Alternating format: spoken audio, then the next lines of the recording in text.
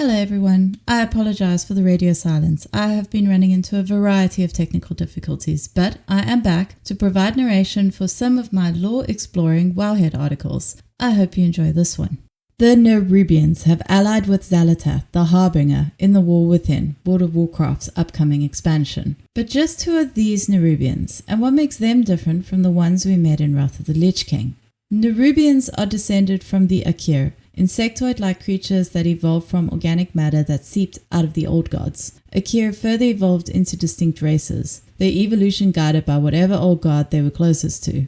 The Nerubians, who settled in the north, were affected by their proximity to Yogg-Saron. Other Akir include the Kuraji, who evolved near Cthulhu, and the Mantid, who evolved near Yasiraj's essence. When the Lich King, still Ner'zhul at this time, began to establish himself in Northrend, he found the Nerubians particularly annoying to deal with, as they were immune to domination magic. In the ensuing War of the Spider, the Lich King's forces struggled against the Nerubians, whose vast underground kingdom of Azul-Nerub sprawled out below the continent. Ultimately, the Lich King won the war by invading and destroying their home, causing it to cave in over their heads. While the Nerubians were also immune to the undead plague, the Lich King was able to raise their corpses into undeath to serve as slaves in his armies. Most of the Nerubians that we meet during Wrath of the Lich King, such as Anubarak, the last king of the Nerubians, are undead servants of the Lich King. However, not all Nerubians suffered this fate. The Azul-Anak battle god, led by Kilix the Unraveler, are still living Nerubians who survived the War of the Spider, and who can be found in Dragonblight. Some Nerubians even left Northrend. During Battle for Azeroth, one of the possible destinations for island expeditions was Skittering Hollow, an island inhabited by the Vorokar, still living Nerubians. Here, the item Varusarok's Carapace can be found. Bringing it to Kilix the Unraveler allows him to translate a story about Varusarak, a Nerubian swarm lord who was able to escape the War of the Spider with his brood by tunneling away from Northrend.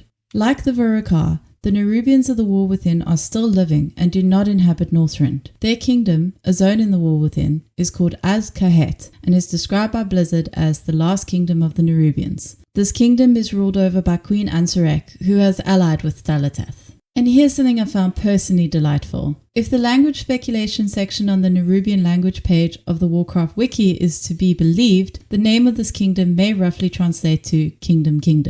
One interesting aspect of Xal'atath's relationship with these Nerubians is that she has changed their evolution. This, once again, hints that Xal'atath may be an old god.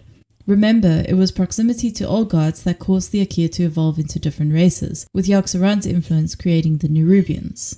In return for their loyalty, Xal'atath has granted the Nerubians the means of a dark evolution that will turn the Nerubians into a new kind of ferocious and terrifying soldiers. The Nerubians of Az-Kahet are at war with the Arathi of Harrowfall, another zone in the War Within. It is this war that has motivated Queen Ansurek to accept Xal'atath's dark gifts. Their capital city, the City of Threads, has been constantly rebuilt atop its own ruins over the years. This has resulted in class-based districts, with the wealthiest Nerubians and those most favored by the Queen living in the highest areas, while the poor and mistrusted live in the lowest.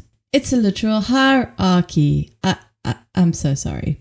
Under Xal'atath's direction, the Nerubians are gathering up the black blood of the old gods, which we're told runs deep within the cracks of the world. This is being gathered for some unknown purpose, though it's fairly easy to speculate. Old god blood is infamous for being both powerful and deadly. Saronite, or created from the blood of Yogg-Saron that can be found all over Northrend, has the ability to corrupt just about anything it touches, and could convey Yogg-Saron's whispers to those who encountered it. In Azgrath, the old god timeline that we visit during time rifts, it's possible to find the Chip's Stone Tablet, which describes a Hunger Games-like event that exists to please the Ancient One, a creature previously only mentioned in Hearthstone. This creature, described as the old god's greatest creation, is summoned by collecting enough of its blood. If the Ancient One's blood can be used to bring this creature back to life, then perhaps old god blood can be used to restore them as well. If this is the plan, it's likely not all Nerubians would be happy bringing back the former masters they once rejected. As it happens, just like with the Nerubians of Wrath of the Lich King, it seems that not all will be our enemies. A resistance force works in opposition to Xal'atath and the Queen, and we can only assume we will end up helping this force. In a perfect world, this would mean we eventually get a Nerubian allied race, but we fully admit that's probably wishful thinking.